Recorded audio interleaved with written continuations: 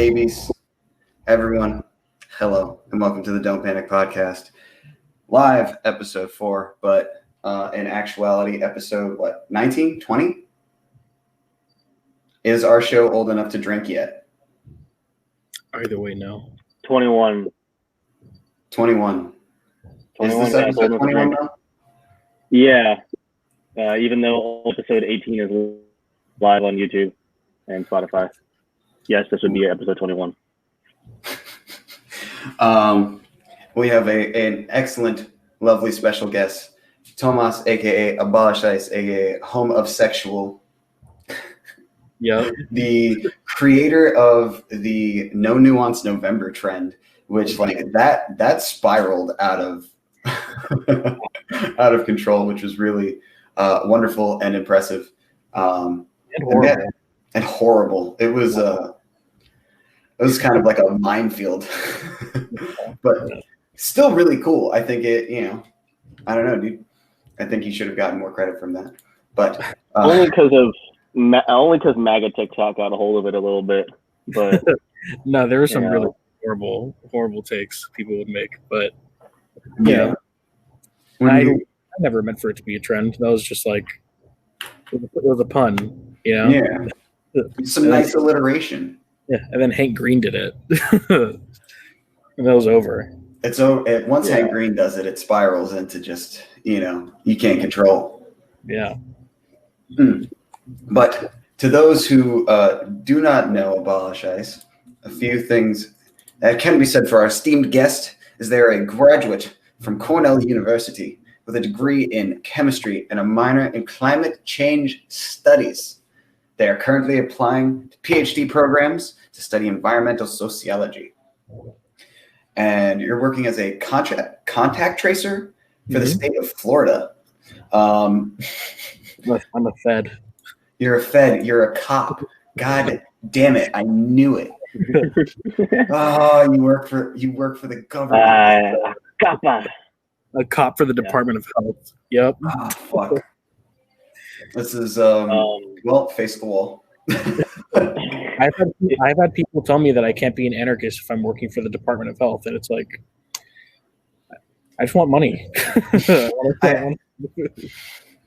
I don't know. You're providing necessary. I don't know. I don't want to even get into that.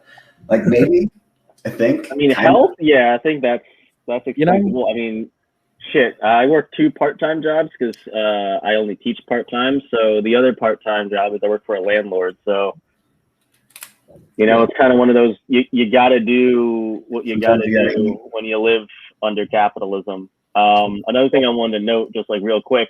Just for the prestigiousness of it all, is for anyone watching who doesn't know, Cornell is an Ivy League school, so it's nothing to sniff at. No, not at all. We're amongst an individual whose intellect is much greater than my own. Just like I'm basically like a dancing political hobbyist. My GPA did because of depression, so. Hey, listen, that shit happens, and GPA is not a reflection of intelligence. It's just like the work. What's up? I know that, but it is a reflection of intelligence for graduate school programs. I mean, yeah, fair. Yeah, or for the stupid little laurels they put on your cap and gown. I didn't get any of those. Okay. I got to graduate cum lord, but. The only reason I did is so I could say it like that. Mish, I definitely thought you were going to say that you were a dancing and political hobbit. There is a lot of evidence to say that scientifically I might actually be a hobbit. I eat like when there's enough food in the house, like I will eat several times a day. I smoke a lot of pipe weed. I hang out with wizards that show up to my house whenever they want and sometimes just make things materialize. Like I have a friend named Nas. Nas once walked into a Taco Bell with nothing but a harmonica and came out with 24 tacos. Nice. It's like, those You know those trends where it's like I'm going to trade this paperclip to get a house. Yeah. It's like that. Exactly. Something more useful. Yeah, he actually did that guy ever end up getting David Dobrik's Tesla? Ideal. I mean, I remember the last thing he got was I saw him get like a motorcycle. He just kept trading up, and he traded something for like a dingy motorcycle. But that was the last time he was on my For You page. So, like I'd love to have the confidence to think I'm going to get a Tesla out of a paperclip. It's possible. I don't know. Apparently that I don't have. Okay, wait. We should all just get paper clips and put them on the internet. And be like, who wants to trade up for this paper? That will destroy capitalism. Yeah, exactly. We'll all have Teslas, and then capitalism will be destroyed. Yeah. Yeah. Well, I mean, we might not get to it because fucking Wall Street Bets is kind of already on the way there. Yeah, they're kind of working on destroying it themselves, and I kind of love every minute of this. And I'd love to hear your thoughts on this whole Wall Street thing because it's current. But yeah, this meme stocking is hilarious, and I love the fact that there are people who are arbitrarily throwing bets at the stock market because while it seems like they're getting a lot of like personal losses. It's not great for anybody, but it's still hurting their pockets. You know what I mean? It's hurting like the billionaire class in a way that I didn't think was possible, which is like crazy. And it's a little scary to see how quickly the government decided to move in regards to dealing with this problem because it's a problem for the investor class. It's a problem for the very rich people, and I wanted to at least like it leaves a weird sour taste in my mouth because it's so blatant, it's so out there that it's like look at how quickly we fix this up for our Wall Street buddies, but for $2,000 for you fucking peasants, we still can't. We haven't figured it out yet. We haven't figured it out. We're still arguing. The Republicans are still being like, hey, guys, let's not bother with the impeachment because we need to get through these COVID checks that we're going to eventually block anyway. Like, fuck. Everything. Everything's a fuck. Everything is fuck. Yeah. So, sorry. I was going to say. I just went on a long tangent, but I'd love to hear your take. Like, how have you... No, it's definitely been really interesting because it's like there's so many leftists on the internet trying to like claim this as like this is like an uprising where people are realizing the power they have against the bourgeois class or whatever. But then it's like the guys on Reddit doing it are just like, I don't want socialism. I just want like I want a free market. They're like I agree it's scary how quickly the state is willing to like intervene and set things the way that they want them to be. But I am worried that if people don't kind of hop on the rhetoric early enough, they're going to attribute it all to the state and none of it capitalism. And I don't think leftists are very good at doing that, unfortunately, even though they should be. Yeah, we could get a lot better at it. Yeah, there's a Twitter account run by like I don't know I guess someone considered like the president / CEO of r/Wall Street Bets. Okay.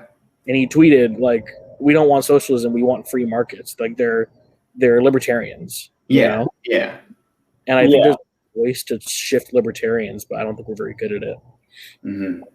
I mean, what they're doing really is sort of essentially the idea of a free market, and the regulation getting handed down. And that's why I think, from the left, at least, not so much being a part of it or powering it, but sort of pointing out and watching and laughing in the sense that, all these GOP senators and all these multimillionaires are complaining, whining, saying this has to stop, this is market manipulation.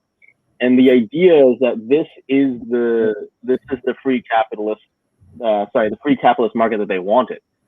So like what you're experiencing right now, these hedge funds that are turning over, is exactly what is capitalism enabled. And so, at least the way I viewed it, I'm not, I don't have any stake in it, but it's kind of like, for all the people that lobby, spend money, and rally against socialism in Congress, they have a whole lot to say about this. Right. Yeah, it kind of feels like they're being more against free market capitalism than against socialism right now, because this isn't socialism's fault or whatever. No, this has nothing to do. This is them getting involved in what should be, their in their ideal world, like the government free spot, the free place where you can do whatever the fuck. And these guys weren't, for the most part, they weren't doing anything different than what the big boys with the fucking traders licenses and the firms and the fucking suits were doing. They were getting together and being like, hey, we got all this money, and there is a way that we could probably squeeze a bunch of money out of these other people, which is the exact same thing that Melvin was doing. They're like, hey, we see an opportunity to like make a bunch of money off of a dying company that's about to crash anyway. And it's like, hey, I don't like you using my. It's like when your older brother is beating you in a fucking video game, or like your older buddy, because I don't have an older brother, but like, your friend is beating you in a fucking video game, and then you start to win because you figure out their tricks, and then they fucking turn the game off, and you're just like, what? But I thought you wanted to play. Yeah. I thought I was supposed to. I have bootstraps now. I pulled them up. Competition, healthy competition. Or they call in. What's up? Like they call in the parents. Yeah. Yeah.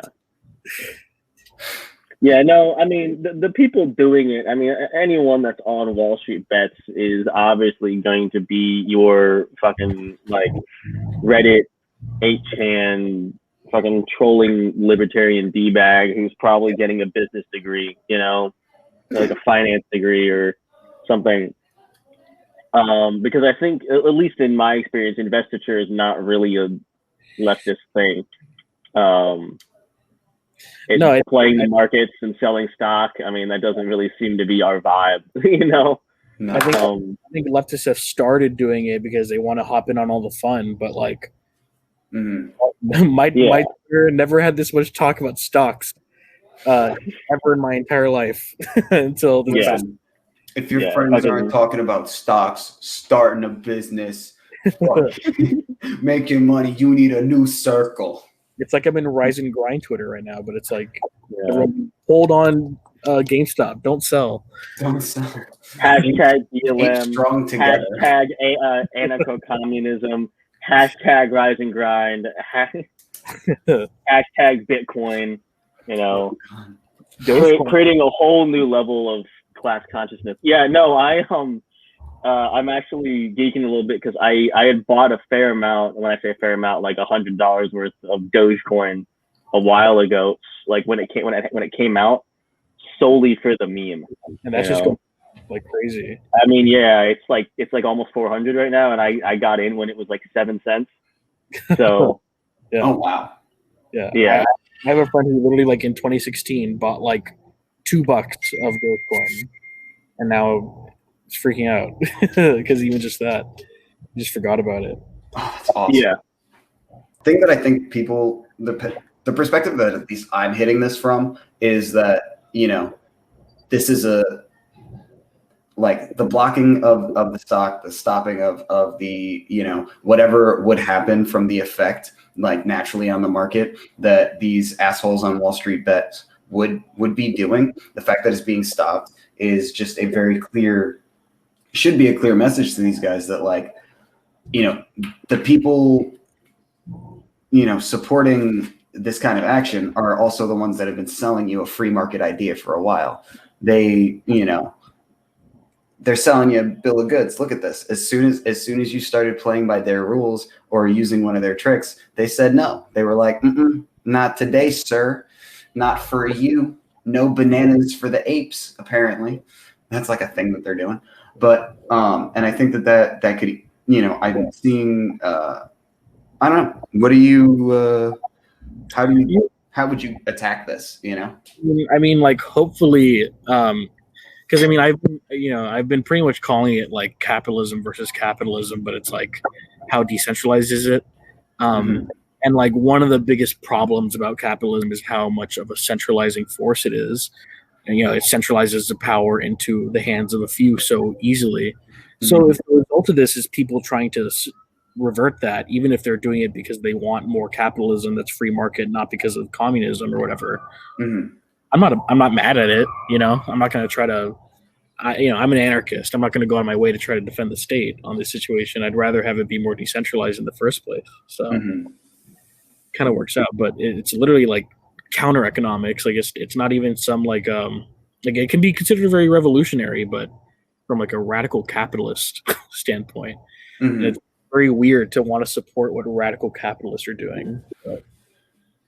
It is. It's very weird because I don't necessarily want. Yeah, like I agree with you. I wouldn't want to like support this, but more so the observation of it. There is a takeaway that if we, like you said, if we hit the right notes with the right like people, they'll fucking hear what we're trying to say, and it will shift people over. Because I think this is a weird this whole month has been full of eye-opening moments. I'm kind of tired of intense revelations about the nature of reality, just back to back. Like I don't know how it could have gone like anywhere near as bad as the Capitol building raid or whatever. This is like weirder. I think this stock thing. Like it's not. I don't think it's as like we're gonna get like as much national attention or international attention, but it's weird. I don't know because I mean even what is it? Ted Cruz and AOC or Ted Cruz is really trying to like agree with AOC because she's popular and she's just like fucking no, which is grand. Love it. They were fighting a week ago, but she had a big, she had a big post about the whole Robin Hood thing, and it was about, it's like you gotta let them just do what they do, because like this is did y'all pro-capitalist, didn't y'all want this ability to have a free and fair and open market? Whenever it doesn't work in your favor, you come crying to the government to start restricting accessibility. It just shows that capitalism is classist in nature. But yeah, she made a tweet, and then Ted Cruz agreed with her and hopped on the wagon, and that right there was like, I wholly expected him to be on the side of this, but I mean, I think expectations for Ted Cruz are pretty damn low. So. I mean, it looks like Ted Cruz kind of caught on to the fact that it's a lot smarter for a politician right now to say like, let the people trade or whatever. Yeah. It's a lot smarter. I don't like it's just that it hurts their pockets to do that. Ted Cruz might not even like be getting money from people like that anymore because he's been so embarrassed. I mean, he's trying to pull. I think part of that is he's trying to pull in the fractioning Trump voters because he wants a run at 2024. But Ted Cruz has the charisma of banana slug, and not to offend the banana slug at all, but they are very boring dinner guests. They don't speak at all, and they do not like salt on their food. And that doesn't sit right with me. I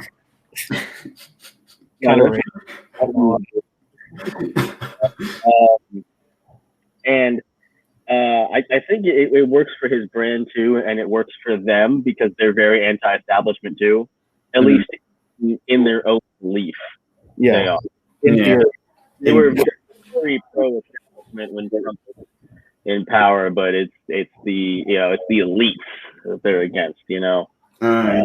All these senators, who make $170,000 a year. Those are the real enemies. I'm not saying that's an amount of money to make per year. That's no small amount of money, but I mean, there's billionaires, my guy. I mean, these people probably stan Elon Musk. Yeah, absolutely. They're definitely Elon Musk bros for sure. Elon Musk, fuck Elon Musk. This show is very anti-Musk. Good. I don't like elongated muskrat. That's not. I don't know him. We're not friends. You see his plan to slave around Mars, colonize Mars, and then basically utilize indentured servitude slavery for people on Mars. who want to move to Mars but can't pay to live on Mars. Yep. Slavery in space. Space slavery. Yep. Elon Musk wants space slavery. I can't avoid Elon Musk. You can't. No, because any conversation you have with someone about climate change, it always goes back to Elon Musk. No matter what, somehow he's gonna mine space rocks. That's gonna save the planet.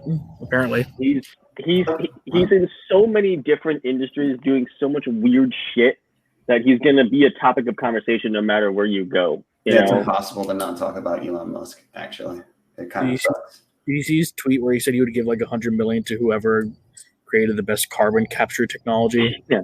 Everybody said trees. Trees, dude. Fucking trees, bro. Give me $100 million. Oh my god, give me the money. But in an unrelated point before we transition, I just saw this headline sent at me by Apple. Okay. But it basically, Subway has 2 major lawsuits against them right now because apparently their tuna sandwiches are made of not tuna. What are they made of? Or quote unquote anything but tuna, actually. Anything? Yeah. That's horrible. Although, who eats tuna? Not me, and I can't think of the last time I've been to Subway. So what is Subway's tuna made of? I don't know. It's just they have 2 lawsuits. That's fucking gross. Don't go to Subway, kids. Boycott Subway. That message is approved by me. It's probably that chicken. You know that like McDonald's like pink stuff that they used to make chicken or whatever? Yeah. Stop me though at all. You can't. Oh my god. So I have questions about a specific topic for you. Sure. Eco Socialism. What is it? How does it work? How does it work with futurism? And can I have a giant building made of trees? God. Yeah. So the thing is, Eco Socialism isn't necessarily my specialty. It is, I know about it, but like I mainly focus on eco anarchism. Okay. But there's a lot of overlaps, so it's like I can pretty much speak on both. A lot of people get the idea that eco socialism is just like when you're a socialist and you like do stuff for the environment. Mm-hmm. So they'll look at China and say like China has a tree planting program. They're eco socialist. Right. It's not really how it works. Okay. Eco socialism is more known for like historically critiquing the way like a lot of Marxist states will strive for like economic growth and industrial growth.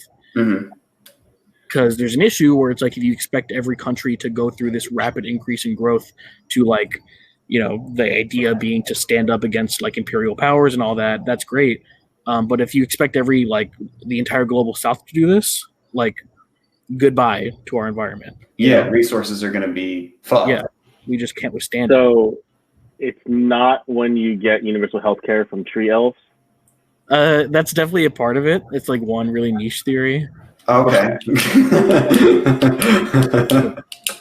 and so what are some of the critiques that it has for like more industrial socialism?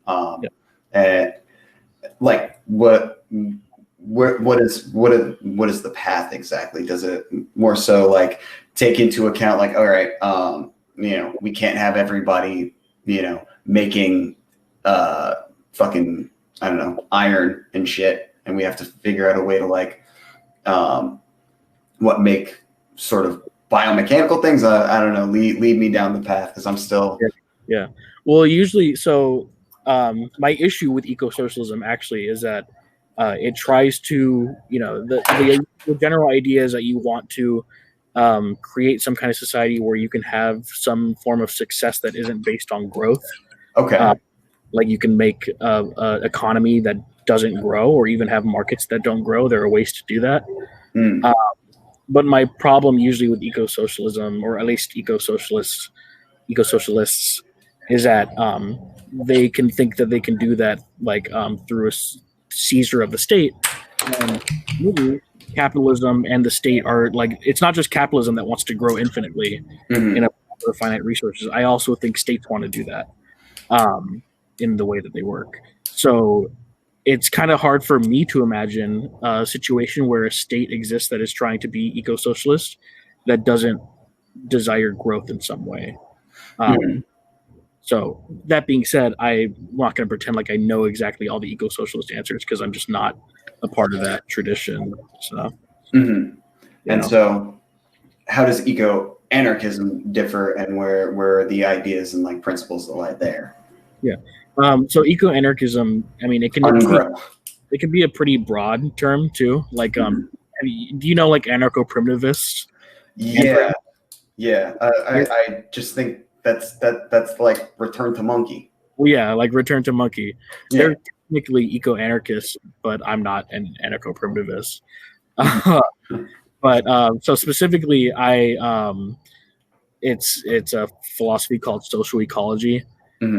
So kind of the basis for this philosophy is that the reason we exploit the planet and damage the planet is because we exploit and damage other humans, and we have like hierarchy amongst humans, so that hierarchy reflects back onto the planet. Okay.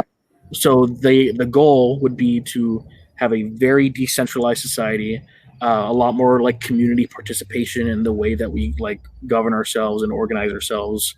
Rather than having like, you could still have some kind of production, but rather than it being like huge factories where you're trying to send your product to like the rest of the world for huge markets, you just have local things that provide for your community.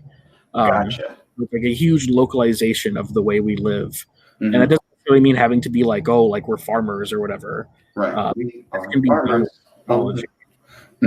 Sorry. No, because you asked about futurism earlier too, right? Yeah. So yeah, my issue with eco-socialism is that like the future of technology, it's obviously not a thing that's like set in stone. It really depends on like if you, from a social ecologist perspective, the way technology works is that it's a reflection of human relationships. So for example, like the reason we have social media apps that are so globalized is because we live in a globalized world. Things like that. The reason you don't ever get any, the reason you have like Discord, and Discord is set up to have like admin and moderators or whatever, that's because we have that same kind of style of organization in businesses or in anything hierarchical or bureaucratic. Gotcha. So eco-socialism, from my view, would still create technologies that would end up fundamentally having that kind of relationship. Whereas with eco-anarchism, ideally you do the anarchism part where there's no hierarchy, so you can be more likely to create technologies that benefit to that goal as well. That's like technology that is decentralized and localized and meant to serve the community rather than a global market. So robot farms, local robot farms. You could have robot farms. I mean, so because the person who kind of created social ecology is Murray Bookchin. Okay. And a lot of what he talked about was automation, how important automation would be, not just because of like you want to produce more, but because you want a society where people don't have to work. Right. And that's much more plausible in a very localized and decentralized society. Yeah. Because you're not trying to meet the needs of the entire planet wherever you live. Right. You could, because like, I mean, localization is probably quite possibly the greatest move that we can make, because it seems like even in like kind of like a packed city, and like I live in Philly, there's a packed city, you know what I mean? But there's still like, land and stuff here that we could, grow shit even within the surrounding areas, that it could just completely lower the amount of fucking shit that we're putting into the air, because we're not having trucks going back and forth constantly, and like everything's like 10, 20 miles away. It's a hop, skip, and a jump. Of course, for you to, of course, the problem now is that if you want to make a community garden, there's no incentive for that. It's like this society wants you to be buying your food from a supermarket, because that's where the goes. And that supermarket has to farm from somewhere else because you're in a city. Your community garden can't fulfill the needs for a supermarket. No, can't compete at all. Exactly. That's why you have cities set up the way they are. The lack of green space is you need to be alienated from the environment in some way to be okay with the way it's exploited. So that's how we kind of get a separation between like the city and like what we can call nature. It helps give us a literal separation from it. And co-op gardens, like at least in my experience of what I've seen, is the idea behind them is still like the format is still monetary, where either like you pay for a space to use to grow your own things, or you use the space, you grow your own things, and the idea is to then sell that produce, and then the space that you're using gets some of the profit from that produce. And like they have a market too, so it's like I like the like co-op gardens are a step in the right direction, but it just kind of seems like the idea there is still to make money from something that should just be like commutative. Like we should all just have a hand in what? Sorry, what? Someone in the chat just said mouse gardening over everything. I was laughing at your chat earlier because someone said monkey, and then someone said farmer monkey. But robot gardens are like almost like already a thing. Like especially in China, a lot of their agriculture is automated. I mean, they have like high-rise gardens where that pretty much all the planting, growing, seeding, and then whatever that word is that I can't think of, where you mass pick the plants. God, there's a word for it, and I can't think of it right now because I'm an automatic idiot whenever I get on these podcasts. I'm absolutely fine at any other point, but any knowledge or any word I need to use just goes out the window. But I mean, all of that is done automatically, and it's one of those things where, at least in Asia, the idea is to efficiently utilize space and efficiently produce. Everything is done efficiently. Money is spent efficiently by cities, and I'd say in the best way possible, they've devised a system that they can that is. Like I said, in the way that they can, equitable, at least food-wise. But in the end, still, there's still major poverty issues in China and Japan, and so we're not there yet. But having automated gardening where the job is to maintain and devise the automation, where all that food is distributed instead of purchased, that would be sick. Yeah, no, I mean, China's agriculture and like the innovations they come up with in agriculture are like impressive. Like in the U.S., like we have no interest in getting better because we don't care. No need. There's no incentive at all. It's weak. I mean, I still like. Obviously, I mean, I think I probably have problems with every agriculture industry everywhere, realistically. But yeah, it's like the automation is the most key thing, especially automation in a society that at least is questionable of capitalism. Because automation under capitalism really just results in a creation of more bullshit jobs to do. Because they don't want people not working, obviously. They still need creating value in some way. and you don't want to live in a country with a like 30% unemployment rate just because of robots. Right. They make bullshit jobs like advertising. Like what a bullshit job. What do you think about it? Social media manager. It's very bullshit. Yeah. Even though I hate advertisement. I'm not gonna lie. It is quite possibly sometimes like the very strange spectacle of it is wonderful, but they create some of the strangest universes and situations for us to be like, yeah, that relates to my real life experience, and I'm gonna go buy that thing to solve that problem. Yeah, this gecko makes you want to get car insurance. What? This gecko makes me want to get car insurance. I Dude, guess. I don't know what it is, but that gecko, he's got some shit to say. You know what makes me really mad? Activia doesn't actually help you poop. What does it do? It's just yogurt. It's a probiotic. But all yogurt's a probiotic. That's true. They're literally like. I mean, just drink some prune juice. Activia, like I'm pretty sure they lost a class action lawsuit because of this, because they for a while their whole thing was like we help keep you regular. Yeah, Activia, the poop yogurt. Don't they have like Jamie Lee Curtis? Yes, it's got Jamie Lee Curtis advertising poop yogurt. Yeah, and it's like vitamin water. Vitamin water is like really no better for you than soda. Exactly. But there was this whole idea behind them being this sort of healthy sports drink. Right. But there's the same amount of shit as a Coke. There's a point I wanted to make, and I was just thinking about it.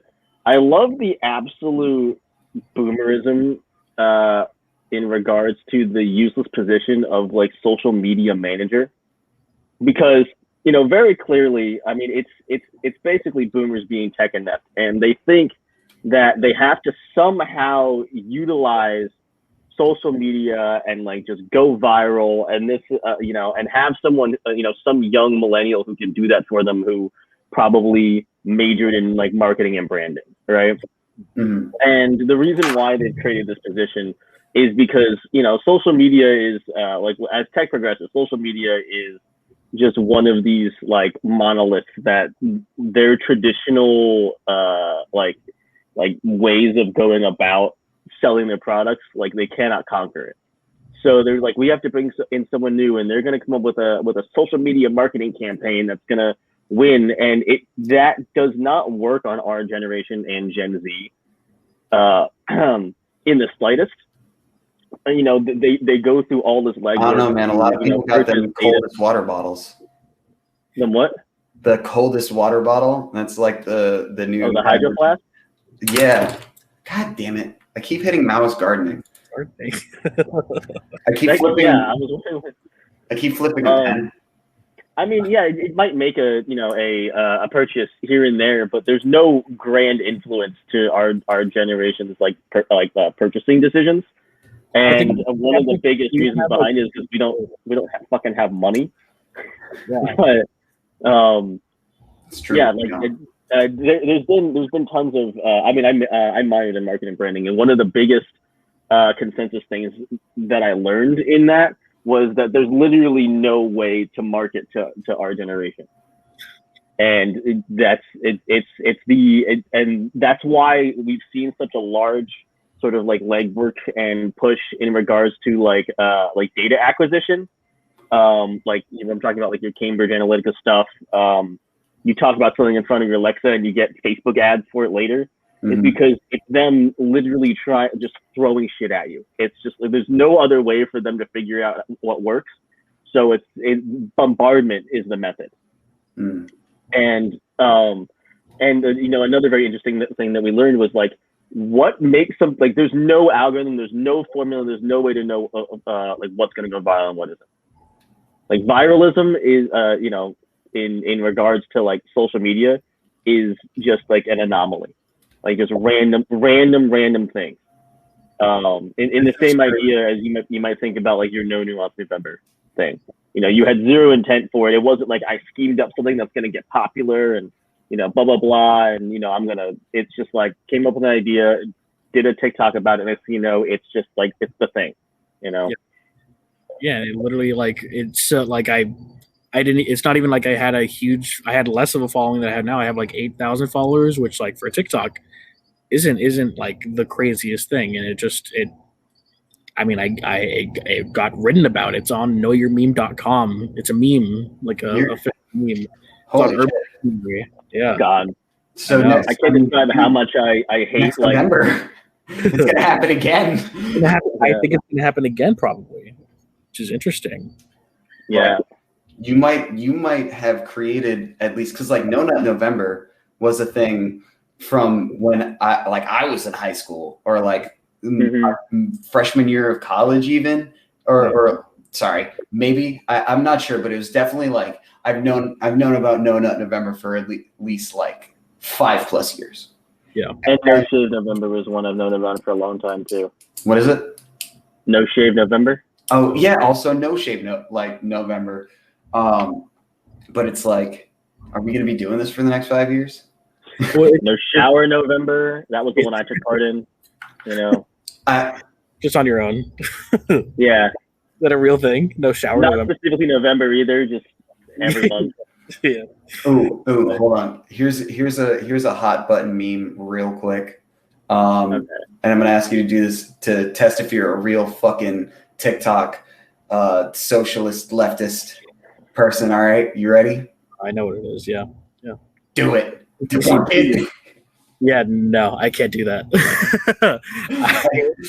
I still don't know what that is. And I don't even want to risk trying to explain it, because I'm gonna get something wrong and I'm gonna get yelled at. Let's not get yelled at. It's economics. I really hate economics. I largely don't care about economics. Mm-hmm. So that's why I hate it. I hate economics, and I hate one of the biggest things I hate is people are just it's just basic economics. I'm nothing about economics is basic. There's no A to B formula. There's because there's been a lot of talk obviously about the minimum wage getting raised to $15, right? They're well, the minimum wage gets raised, and of course you have this fucking dumb Ben Shapiro video. It's well, it raised the minimum wage and the rents are going to go up, and the costs are going to go up, and then everyone's got to move, and blah blah blah, and everyone's just yeah, speak facts, dude. I'm let's start from the basis here. Let's take every statement away, because it all follows a trend where you use arrow to arrow to arrow, A, B, C, D, E, F, G, right? This is going to happen, this is going to happen, this is going to happen. But let's start at the start here. He says the cost of living is going to go up. Where is the evidence to support that will happen? Because historically it has not. And I even posted, I was look, if you look at the purchasing power and inflation trends of the US dollar, right? And the cost of living rate, as it goes up percentage-wise, it's actually at its lowest increase in the 3 years after the last minimum wage increase. The cost of living literally, it's always going up. If you look at trends from I went back to 2000, because it's a 20-year span is enough to look at, if regarding modern economy. But it's you look at it from 2000, it goes up by a similar amount every year. But the 3 years after 2009 were the lowest increases, because that's an increase in purchasing power for the working class. So what you're saying is there's a correlation between raising the minimum wage and also keeping costs lower. That's crazy. Yeah. That's not what and everyone has this, everyone reacts to it with this idea. It's well, businesses are gonna have to pay people more, and I'm there's so many other complex things here at play that you're not thinking about, that when you say it's basic economics, anyone who studied econ is you're giving them an aneurysm. Yeah. Well, and it's the argument too, oh, if we raise the minimum wage, people are gonna have to unemploy more people because they're not gonna be able to pay as many workers. And it's I don't know any minimum wage job where people have more workers than they need. They're always trying to lower the amount of workers they have. They're always operating mostly at the assumption that they are trying to get as few workers to pay as possible. Yeah. If there was any difference, it wouldn't make much. And not to mention workers, and also the bare minimum amount of hours for each one. Yeah, exactly. They're already doing it, so who cares? But there's also the fact that like if people are spending more money, if you're a big market guy, that's going to help grow the market. You're going to grow jobs potentially. Yeah, more people are going to be able to buy more shit. Yeah.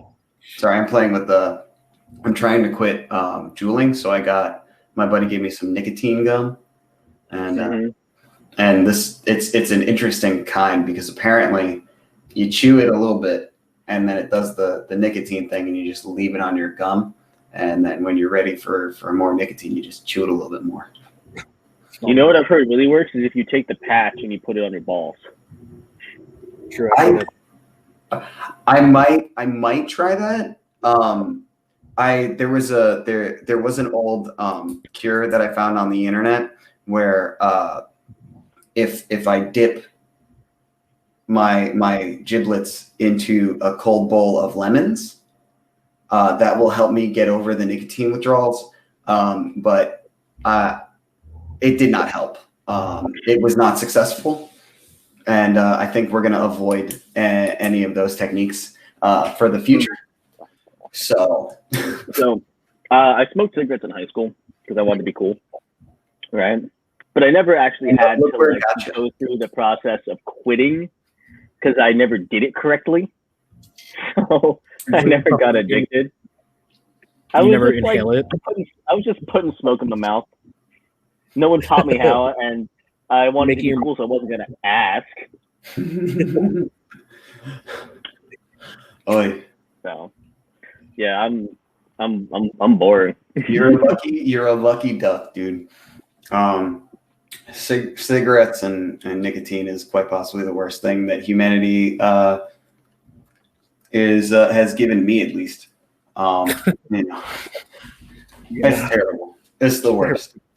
It's terrible. Yeah, I mean, now I'm just addicted to curry. So nice. I mean, curry's good. So snort that. Thumbs up to curry. Hopefully better for you. Exactly. Cigarettes. So, what are some of your general like climate concerns and the way the Biden administration is currently working towards solving the climate problem? I'm certain that you have some critiques and issues with their plan, as do I. But I'm coming from a standpoint of, I understand where the Biden administration is politically, and some of their goals and their class interests. So I know that they're going to ultimately be unsatisfactory to me, no matter what it is, whether I understand it or not, because someone smarter than me, like yourself, is going to be like, and this is why this sucks. Yeah. But I'd love to hear your perspective on Senor Biden's plan to save the planet from our own destruction. Yeah, well, it's like, unfortunately, from my perspective, the only thing that could, first of all, I mean, I think capitalism eventually will destroy our planet no matter what. So Sure. Everything's delaying the inevitable. But that being said, I want to delay it as much as possible, obviously. Yeah. If Biden actually like bans fracking and like shuts down pipelines, that's cool. I can't be mad at that. There's nothing that can say this is bad. The only problem, and it's not with Biden's administration, is with like Western American, European, like climate politics in general. Is that everything else other than like the only things that's ever actually useful are these like hard line like get emissions out, like just remove a source of emissions entirely.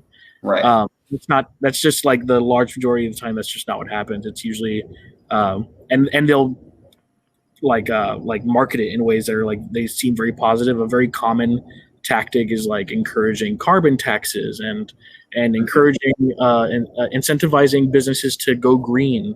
Yeah. Advising them to be more efficient, stuff like that. But like in environmental sociology, a lot of these things just don't actually do anything. Not in the short term or the long term. Like it's kind of like it's the same thing how like fancy marketing, right? Yeah. Sorry. And no, you're good. And it's like what you're talking about with the unemployment, where it's like you can kind of logically think, if you're more efficient, you're using less resources to produce the same amount of stuff, so that's good.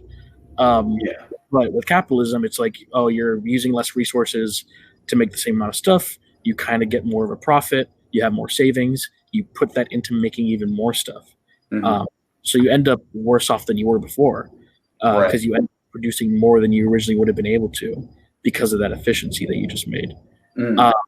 So it's like oh boy, Tesla's cars are electric and they're gonna save the planet because they're electric or whatever. Right. When the demand for that goes really high and it gets a lot cheaper and a lot more people can buy it, where's Elon Musk going to get all that lithium? Mm-hmm. I'm not going to be here. No, it's not. Yeah, and it's not like the extraction of lithium is very environmentally friendly either. Or the disposal. Yeah, or the disposal of it. All of it, all across the board. It's just like I think even generously, I think we would need like 5 solid years of everyone having electric cars for it to matter. Especially the fact that like a lot of people would be switching from their old cars to Teslas because they want it. Right. That's actually worse. You really should, if you want to get a new car that's more environmentally friendly, you would want to use out your actual car until it dies, like until it is dead, until you cannot fix it anymore. Even if you have like a Hummer, it's like all you're doing by getting that Tesla while the Hummer still has like half a lifetime of life is throwing it in a dump, and it's going to sit there. Yeah. Or someone else gets it because you leased it, and whatever, it's his car. So it's just a lot of things that like the problem is that people will try to think of climate change very intuitively, which is understandable, but like it's just never that simple. Gotcha. It's never as simple as being like, let's go to plastic straws or let's get away from plastic straws. Because shouldn't the goal, at least emissions wise, be to transition our primary energy source? For sure, in this system, yeah, like that's the most feasible thing. At the end of the day, like we're always going to need some amount of fossil fuels. Kind of, it's not really realistic to have just the size of the power grids we have, unless we like, I guess nuclear, maybe.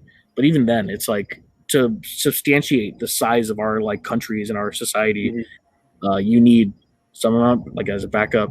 But ideally, it's like you would need the main problem ends up being too that people will really like take periods of time where they focus really deeply on like one type of new energy source. Everyone's talking about nuclear energy for a couple years, and then they're talking about wind and solar. We need all of them. Like we need a diverse range of energy sources, and that's the most important thing. Yeah, none of these things are super stable. Yeah. I have a friend who works in nuclear for Exelon, which is basically like the Northeast major power supplier. I see palm trees around you, so I'm assuming you don't live in the Northeast. No, I live in the Exelon is the major power supplier for basically all of the Northeast. And so he works in nuclear, and he said that, like, look, chances are we have reached or are going to reach peak oil soon, right? It was presumed that we would reach it in the early 21st century, mid to early 2010. We've managed to surpass that, luckily. But the idea is that we're very close to peak oil, and we're still we're grinding out a finite resource, coal and all that too. Nuclear creates itself, and there's questions about its disposal, but it's gotten a lot safer in the past decade, to the point where we could be because energy self-sufficient if we paired nuclear with renewables. And that's kind of the consensus across the board in nuclear, is that we wouldn't be able to do it entirely with green energy because of the demand, but with nuclear paired with green energy, if we had programs that basically everyone was producing their own green energy, in the sense that homes had wind and solar, and they were able to then actually equitably provide what they don't use out to homes that didn't garner enough. If there's some sort of gathering and transferring and distribution system, then that would work entirely, and it would be almost emission free. Yeah, no, and what you're describing is like it's that same principle of like decentralizing these things, because a lot of people think of solar panels and they think of like solar panel farms, and it makes a lot more sense to like have homes outfitted with solar panels. That and especially if it's able to just like, if you can get a community of just homes powered by solar panels, you don't have to rely on a central power grid. It's just you guys doing it for yourselves. So it's that same idea of like localizing things a lot more, while you can have kind of these bigger systems like nuclear to like kind of pick up the larger demands that are going to be there, at least for our current society. Obviously. Another thing that could be major is, I remember in Utah, there was a scientist couple that, this was a couple of years ago too. This was back like when I was in college, like 2015. They came up, they did it to their driveway, but they came up with the idea to have solar roads. So it was I remember the solar tempered glass road that, it was a tempered glass road that was done in a way that you could grip with a tire. And it was layered with solar receiving panels on the inside that then powered things like street lights and like signs, and even the reflectors and things. So it would be like, oh, if let's say there's construction and like a lane is closing down, right? They could devise it so there's literally a moving light in the road with an arrow that goes like boop, boop, boop, boop, boop, boop, boop, like you gotta move.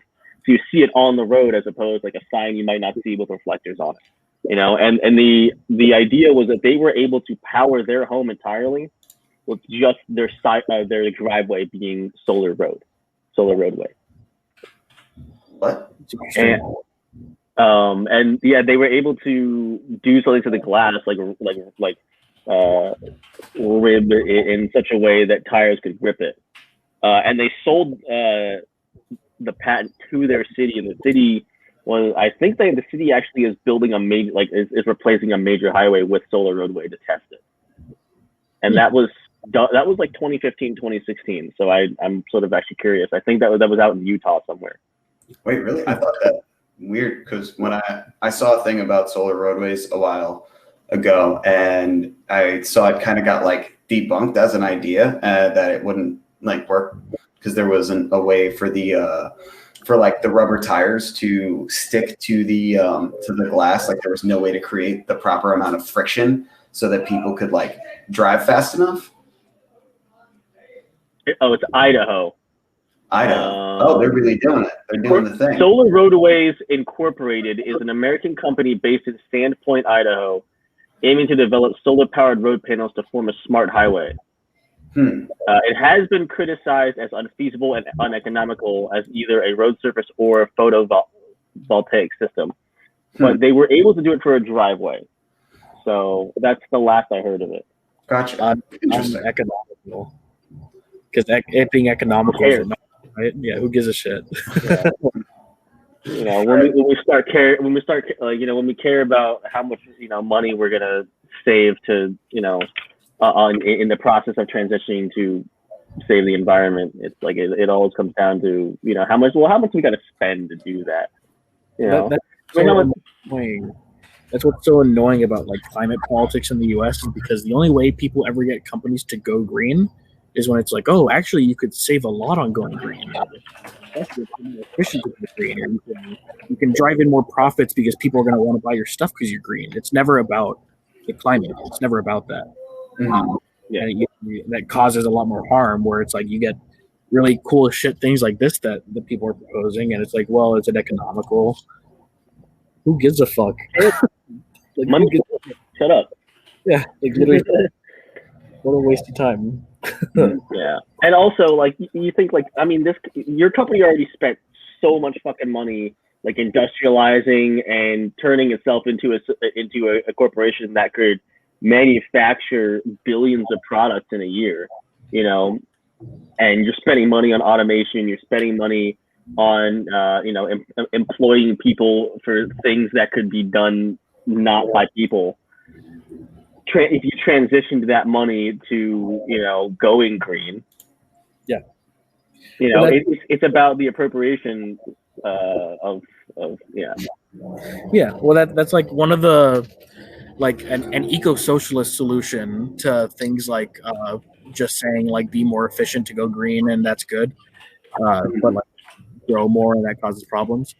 Um, Instead of having corporations that are able to take that profit or what they're saving on being green, instead of being able to take that or letting them take it to like expand their market, you take it to create things that are good for people and good for the environment, but inefficient. So you kind of like offset the efficiency.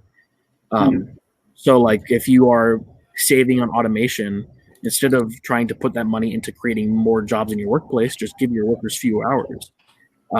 That's an increase to your quality of life, and you don't have to grow. You're still probably doing well, but we live in a society where you want to grow your market. So that doesn't happen.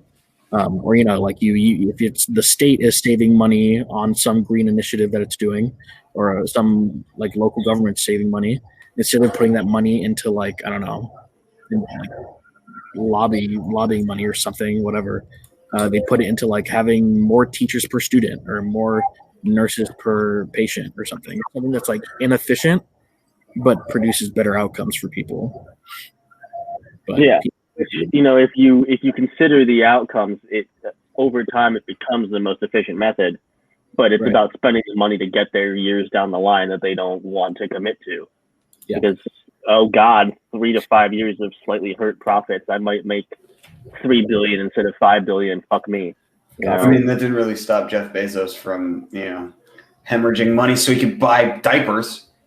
But well, I mean, you look at Jeff Bezos and the amount of success that Amazon has had is because he's been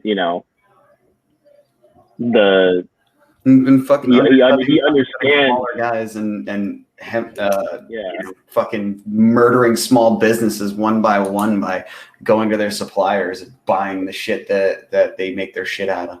Fuck Jeff Bezos. Just a fuck Jeff Bezos moment. Anyway. I mean, he took a different route to dominating the market, but he dominated the market faster and larger than anyone ever did. Yeah. I'm not giving him props or anything. I'm just saying that's what he did. Yeah. He has the benefit of all the power he has, being able to take moments where he sacrifices profit. He can, and it's interesting because that's like the kind of situation where you can see capitalism not necessarily prioritizing profits over everything, but prioritizing its own growth. Because of course that growth will lead to more profits down the line. But you have to have that like power already to see that far ahead, I guess, because you're not going to get a mom and pop shop thinking about how they're going to dominate the market. I mean, Amazon has taken losses on tons of things, or they've held on to things, taking losses and turned them into a industry dominating force. Like look at Twitch, like had Microsoft held on to Mixer, which was, I mean, not doing great, but if they had really put the the time and the effort in, and they signed those contracts to major streamers, they could have competed with with Twitch. Or if they had from the get-go not started Mixer but utilized a different base, like if Microsoft had partnered with Google, and utilized the base that already exists on YouTube, they could have competed with Twitch, but they didn't. They didn't commit to losing money. They lost money for a year, and then we're just like, well, fuck it, we fucked up, and they just cut it, and that's. But again, Amazon took losses for years with Twitch, and now it generates, hundreds of billions for them. Yeah. Damn. And it also just needed the market to catch up. That's all. I mean, when Twitch started, who the fuck was watching it? There was no audience base for live streaming. That there was no major online hub of video game players. I mean, there was, but there wasn't like to the kind of extent that we have now. I mean, they timed it perfectly, and they were able to make celebrities out of gamers, like just nerdy dudes. And I mean, look at Ninja. He's the face of gaming. He has underwear you can buy at Walmart. Yeah. And Ninja underwear. They're like legit like celebrities. Like it's not like it's like to the same status that like big mainstream YouTubers get now at this point. Or even bigger at this point. I mean, if you think about the transition of viewership, I mean, Twitch gets more viewership than YouTube does. and major creators on Twitch make more money than YouTube creators do in ad revenue and sub, because the thing is, like, when you're a YouTube creator, you get brand deals and you get ad revenue. Twitch, you get both of those and you get subscriptions. So now you can be a live streamer on YouTube and get those things, but you know, YouTube gaming is not competing with Twitch because Twitch is already there, you know. And we're talking about Google. Like, Microsoft couldn't compete. Now we're talking about Google that's having a hard time competing, you know. But like, you look at some crazy, like, it's the way that tech is going too. Like, live streaming is such a crazy thing to me. It's like Nick Merckx is the most watched streamer on, like, anytime you tune into him, he's got at least 50,000 people at any given time. Right? He has a contract right now with the NFL to live stream, watch the games himself, and they pay him millions to do that because the NFL is going to get more viewership through him than they would having their own Twitch channel. Jesus. Because Thursday Night Football, Amazon has their own Twitch channel, and their viewership peaks at like 12,000 people. Nick Merckx watches Sunday Night Football, gets paid $10 million by the NFL to do that, and they get 50 to 70,000 people any given night watching. That's insane. I mean, I actually don't know how much his contact is, but I'm sure it's for more than I just said. Yeah. So I'm just stretching my arm, but that's kind of crazy to think that, like, they're something like fucking football is losing so much, like, revenue and viewership that they have to utilize a personality like a streamer to get people invested in it. You know? Yeah. That's, like, maybe capitalism will just, like, kind of fall. You know? Waiting for it. Because, like, what's going to happen? You know, eventually they're all going to run out of money. You know, because they're all putting money into different people who all have individually, like, you know, enough of a moment, you know, or enough of a following that you know, their thumbs up brings a fucking brings them fucking the money they need. Then it's like, how long until, you know, a bunch of shit needs that, like, they all need to sink $10 million into individual streamers so that people actually give a fuck about whatever it is they're selling. Yeah, you know, I think what's very interesting is, again, with the way that our generation and the generation after us purchases and our market, like our marketing trends and what have you, they have to do this because all, like, you know, every traditional method isn't working. And so I think what's going to happen is, because our generation and Gen Z are not so easily influenced to purchase things, is that a lot of these industries are going to die. But Amazon and streaming are going to become sort of the monolith or the like, I can't think of the word. The Twitch kingdoms. The monopoly. I will reign high upon my audience. Bow to me as I tell you about books. And it's going to envelop other industries. Live streaming will, and Twitch will be at the forefront, and Amazon will be at the forefront. I mean, competitive gaming is another. Just, if we're talking about sort of where Twitch began and why it, you know, it is what it is now, is they hooked on to competitive gaming, which they did it at the right time. I mean, gaming was like this thing for, like, fucking, like, you know, nerds in basements with, like, LAN parties and Counter-Strike, you know. And then professional Call of Duty took off. They signed a contract with professional Call of Duty with the CWL. Fast forward 2020, you know, teams like private teams, or not private teams, they're still private, but, like, it's now city franchises, like your Philadelphia Eagles, your Miami Dolphins. You have city franchise Call of Duty teams, you know, and Overwatch too. So, like, there's like Chicago Huntsmen, there's, like, I think it's like Toronto Ravens or whatever, and they signed these players that used to be on, like, esports teams, you know, their own ones, and they have player contracts, and they have a league, and they have a players association. It's just like the NFL or the MLB or whatever, but it's for esports, and they sign player contracts. So, like, and it's across the league. You used to broker a contract with your, the owner of your team or whatever, and there's Phase Clan and whatever. Now it's like, oh, you make this as a CWL player in your first year, and then every year it goes up. Right. Jeez. Yeah, and Philly has like a championship winning Overwatch team, to the point where Philly is gonna get an esports arena down by the fucking Eagle Stadium. Listen, I will be a professional Dragon Ball Fighters player then. Like I'm abandoning politics and gonna go play fighting games for the rest of my life. Goodbye, everyone. Thanks for tuning in. It's all over. Shut it down.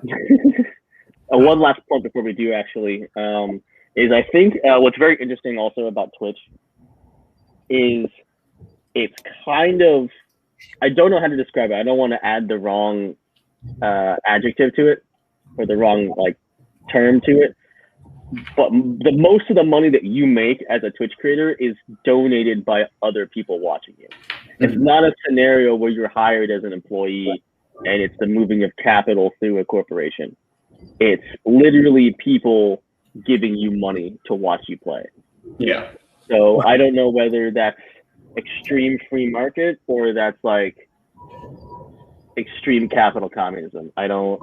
Well, how much do you think that's because it kind of reminds me of the growth of like the gig economy in a similar way, where it's like contract work, and Twitch streamers are working for commission pretty much, working for tips. It's weird because, oh my God, I was reading up. There's this environmental sociologist who writes about the gig economy and how it could have had potential to like make markets a lot more like personable and like intimate and like friendly, especially with the internet. But capitalism fucked that up because instead it becomes like a tool of like exploiting these workers and milking everything they're worth. But I wonder how that would play out in the future with Twitch streamers, because it's like Twitch streamers don't, at least they don't, I mean, maybe they are in a sense, but they don't feel like they're being exploited. They kind of feel like they're being propped up because they do a lot of good for like Amazon, but like it doesn't feel like there are Twitch streamers who are like, oh, this is my only choice to live, and if I don't Twitch stream, I'm gonna die, and I feel like I'm stuck in a dead end job of Twitch streaming. Whereas with like Uber or like Uber Eats or Postmates or whatever, it's like if I don't do this, I'm not gonna be able to eat because I can't get a job, and this is the easiest job to get or something.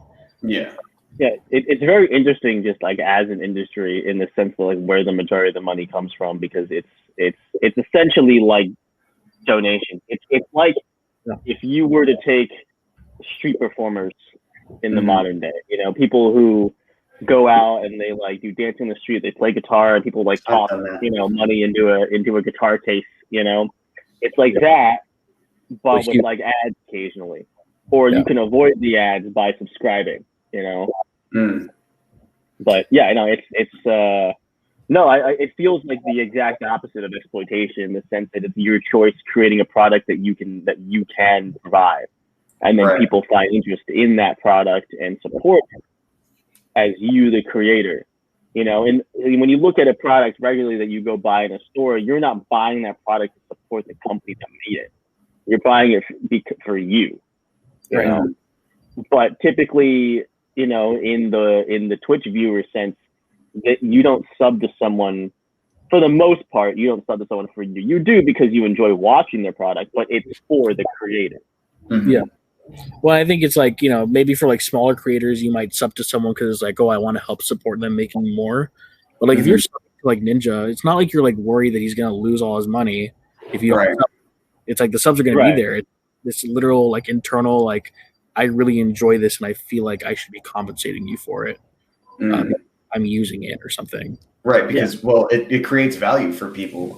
There was actually a pretty interesting TikTok about this where creators on every social media platform, especially something like TikTok, where people do have like big ass followers or big ass fucking followings, is that there should be a tipping system where you can give more directly to creators through the platform, especially if like, I mean, we've already got that through like live streaming, but like a lot of the way that people have to make money is through brand deals, or like, oh, hey, buy a couple of our t-shirts and then wear them and sell our t-shirts, and then you'll get 10% of the blah, blah, blah, and it's all sort of like, we're already creating value with the work that we're doing. Like our videos, hit like, on a small scale, a couple hundred people, but like on a bigger scale, specifically for like, lefty political TikTok, we hit like a couple million, you know what I mean? Like we reach audiences that, the most famous people 30 years ago never fucking reached, you know what I mean? And it's like that in itself is it has value. That piece of information, or that piece of content that you've created, is valuable in and of itself. So there should be a way that you can, receive that value. And so like, I don't know, Twitch is all right with me. But I think that there should be more ways that like, hey, yeah, I love the things that this person makes on the internet. I'm not paying for it, but you know what? Here's $5. Go get yourself a Starbucks coffee. I mean, it's still an industry under capitalism, but I think it's one of the closest things we have to, voluntary, monetary transaction for support and product creation. Mm-hmm. It's not like, oh, I need food to live, Yeah. It's like, this is a cool person. I have one more question surrounding your expertise in the climate. Oh no, you paused. You froze. There you go. You're not frozen anymore. You're good. Cool. Good. Yeah, it was very, very quick. It just distracted me. And so what are some, like, what would you like to see out of the sort of content creators on our side that want to get the ball rolling on the conversation regarding the climate and moving things towards less fucking eco-capitalism and like efficiency and whatnot? Like what are things that like, yeah, like give me some framework, Yeah. Well, I think one of the most frustrating things about the environmental movement in the US is that we still have this mindset where it's like, oh, the problem is that people don't know about climate change. We have to educate them on it. And like that really isn't the problem anymore. Mm-hmm. And it's not about like education. There's even a study that I had like worked through while studying environmental sociology that showed that like with education, it doesn't really do that much in terms of like actually making you more concerned about the climate. It's more like if you're liberal or left leaning and you get an education, that makes you become more concerned with the climate. But if you're right leaning and you get an education, you actually become less concerned about the environment with that education. So it's completely not a matter of education; it's a matter of politics. And there's also tons of studies that show that it's oftentimes like poor and marginalized communities and Black and brown communities that when you poll them about climate and stuff like that, they already know. Like they experience it. They deal with it on a day-to-day basis already. Mm-hmm. It's not that they need to be educated on it, even if they don't have like a high school education. Right. They need to be helped. Yeah. So people oftentimes want to focus on climate change as like just this purely scientific, like we have to get more carbon out of the air and that's it. When it's about environmental justice, because that's the core of the issue. Like we're already going to deal with climate issues. Like we're already too far, like we're already dealing with them and they disproportionately affect marginalized communities. So I think leftists could do a lot by not focusing on the science of climate change, but focusing on the politics of it. Okay. I don't think I think people underestimate the politics of climate change. They see it as like a scientific issue and they just think about like Republicans are crazy and they don't believe in climate change or whatever. It's like they do believe in it. They just know that they can't care about it. Mm-hmm. They have some level of like class consciousness or like eco consciousness or something. They're just bad. Because they know about it, they just ignore it and maintain a level of like they just keep their voter base ignorant to it because that helps them and it's profitable. Yeah. And so, go ahead. I was gonna say I have a good example for this.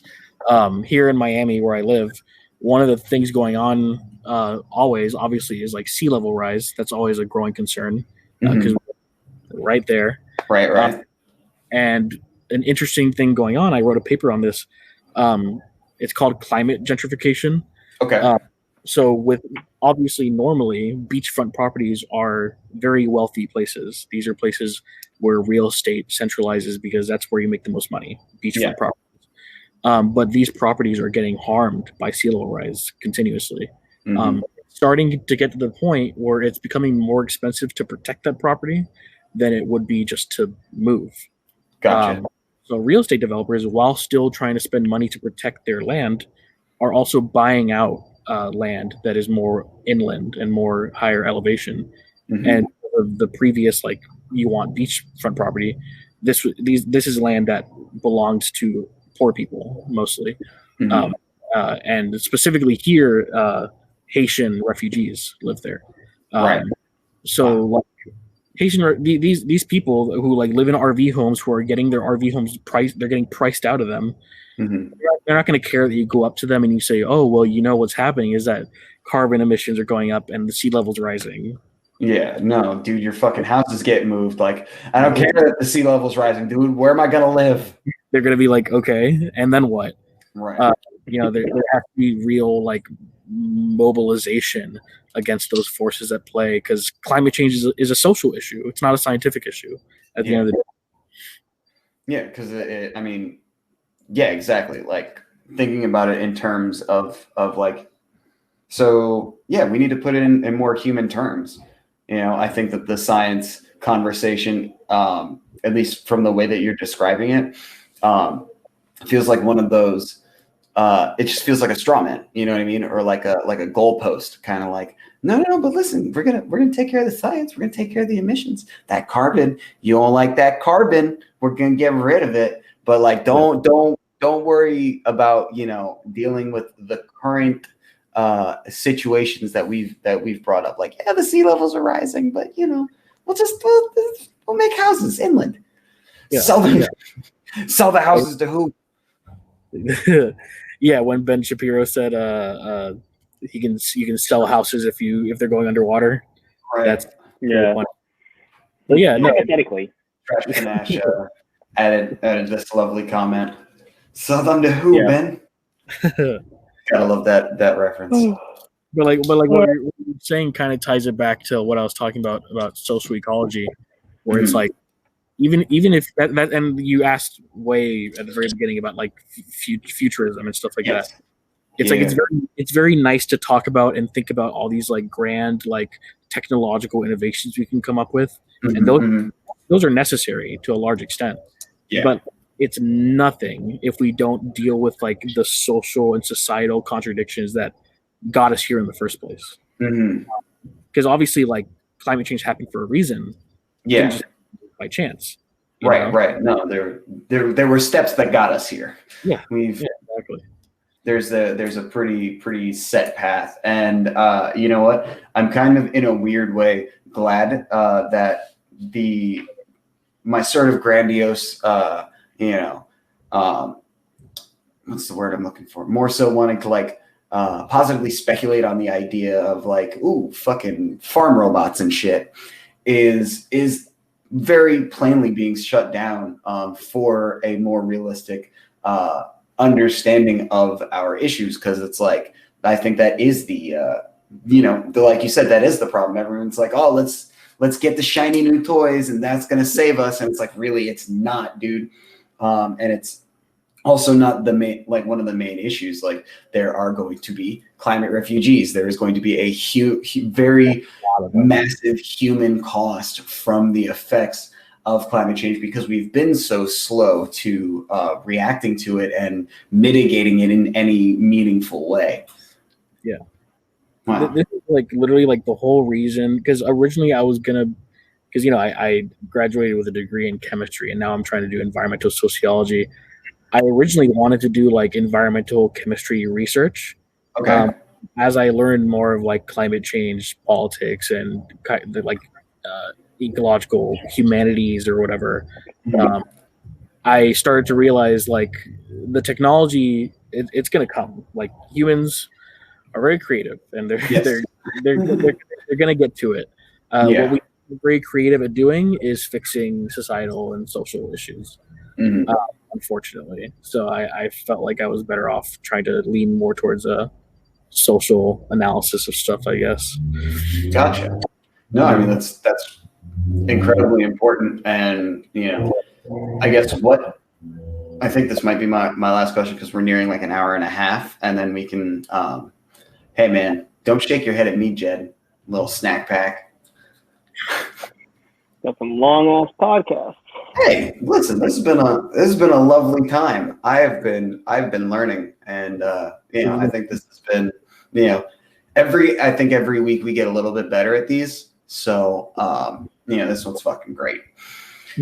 But I guess my last question is what are some other like goals and targets of like creating environmental justice, like the oh my god, what's the word? Like the gentrification issue. Like what are some other things that are currently happening that people just don't know shit about?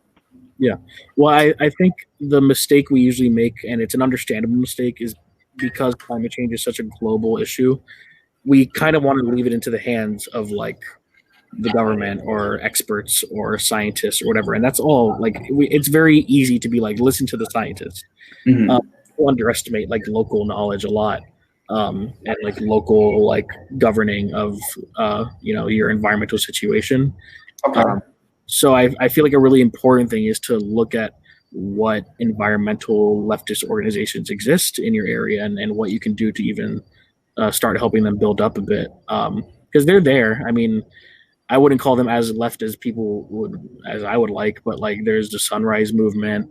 There's a ton of, oh my God, I can't remember any of their names, but there's a ton of other organizations that always cluster around the Sunrise Movement.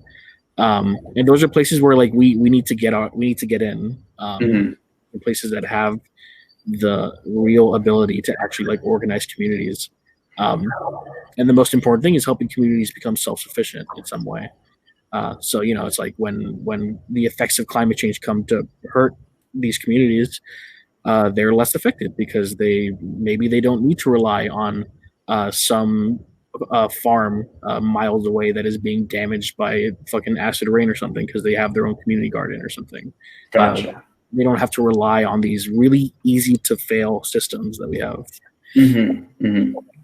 So local organization is more local safety nets and figuring out how to get involved and finding those places. I mean, Sunrise Movement seems like a pretty good place to start.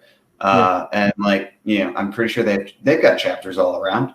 So that is a nice little starting point. But Jed, you feeling ready to wrap things up? You look like you're gonna fall asleep on me, man. I'm just reading an article. Okay, cool. But you feeling ready to wrap? Would you like me to ask? Yeah, I was just reading about how QAnon supporters some believe that Trump will somehow be in power and president again on March 4th. So true.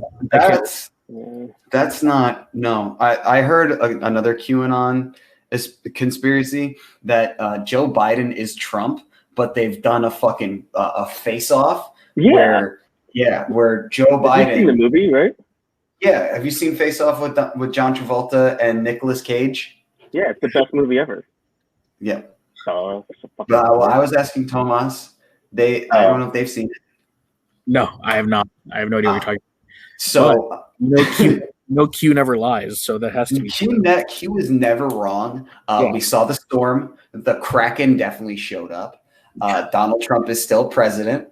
They stopped all the theft, all the evidence, because it went through the courts. It totally did.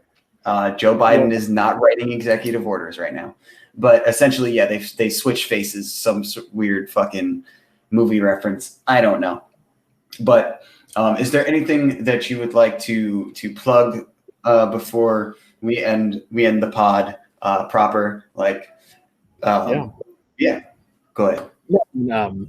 I've been trying to get started up. I started. Do you know what Medium.com is? It's like Yes. Essay writing. I've been trying to get into that. I want to write more. Okay. So I guess. Well, I have it on my fucking TikTok bio, so you could find it there. But yeah, I want people to follow me on TikTok and Twitter. I've been really funny on Twitter lately. Okay. Yeah.